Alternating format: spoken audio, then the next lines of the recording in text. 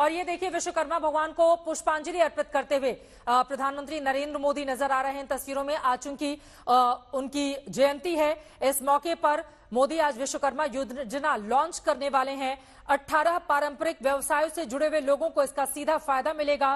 13,000 करोड़ का outlay fund भी इसके लिए बनाया जाएगा। आज 17 सितंबर है, विश्वकर्मा जयंती है, तो प्रधानमंत्री नरेंद्र मोदी की भी आज उनका जन्म दिवस है। यहां पर उनकी जयंती पर विश्वकर्मा भगवान को पुष्पांजलि अर्पित करके, नमस्कार करते हुए, प्रणाम करते हुए, अपने श्रद्धा सुमन अर्पित करते हुए इसमें दिखाई दे रहे हैं प्रधानमंत्री नरेंद्र मोदी।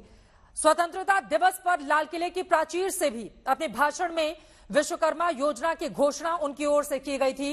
इसके अलावा बजट में भी हम सब ने देखा था कि किस तरह से पीएम विश्वकर्मा कौशल सम्मान योजना का जिक्र किया गया था और उसके लिए भी अलग से फंड मुहैया कराया गया था।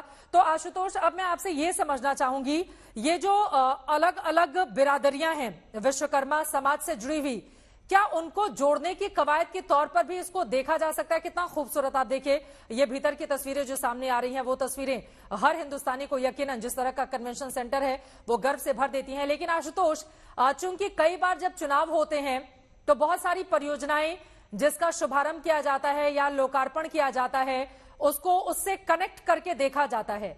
तो ये जो विश्वकर्मा योजना लॉन्च करने जा रहे हैं प्रधानमंत्री नरेंद्र मोदी, उसको 2024 के चुनावों से सीधे तौर पर जोड़कर देखा जाएगा।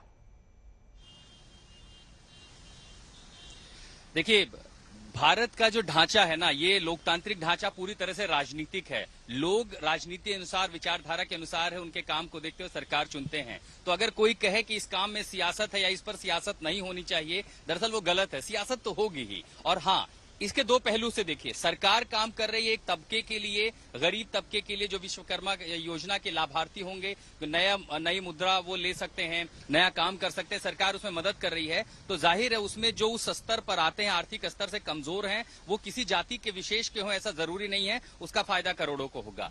दूसरा पहलू है, लोकसभा चुनाव नजदीक आ रहे हैं। विश्वकर्मा समुदाय, उनको भगवान, जो विश्वकर्मा भगवान में आस्था रखते हैं, ऐसी आबादी उस सामाजिक तबके की, सामाजिक रूप से पिछड़े तबके की करोड़ों में है। वो सिर्फ लोकसभा चुनाव के मद्देनजर नहीं, अगर सियासी पहलू से देखा जाएगा तो उस आबादी को राजस्थान में भी देखा जाएगा, मध्य प्रदेश में भी देखा जाएगा, छत्तीसगढ़, तेलंगाना में भी देखा जाएगा। फायदा तो इन राज्यों को भी मिलेगा और वहां पर भी विश्वकर्मा भगवान में आस्था रखने वाले जो समाज है उनकी संख्या बड़ी है। तो उस नजरिए से अगर देखेंगे तो हाँ, ये भी है कि ये कोशिश है कि उस तबके को भी साधा जाए। अगर फायदा मिलता है, लाभार्थी होते हैं, तो जाहिर है सरकार की योजनाओं का जिसे फायदा मिलता है वो वोट देता है। और यही आप देखेंगे कि अलग अलग राज्य सरकारें भी इसी तरह की योजनाएं लाती हैं और चुनाव की पूर्व संध्या पर ऐसी घोषणाएं होती हैं। तो इसके हमेशा दो पहलू होंगे। सरकार कर रही है, योजना ला रही है, जाहिर है उससे उम्मीद है कि लोगों को, निचले तबकों में आर्थिक रूप से कमजोर लोगों को मदद मिले। हाँ, सियासी पहलू जरूर है कि चुनाव की पूर्व संध्या पर अगर हो रहा है तो उस विपक्ष को ये मौका देता है, वो सवाल उठाते हैं कि पहले क्यों नहीं किया, अब क्यों किया। लेकिन आपने जिक्र किया कि प्रधानमंत्री ने लाल किले की प्राचीर से कहा था कि एक ऐसी योजना लाई जाएगी भगवान विश्वकर्मा के नाम पर कि लोगों को सक्षम किया जाए, वो स्किल हो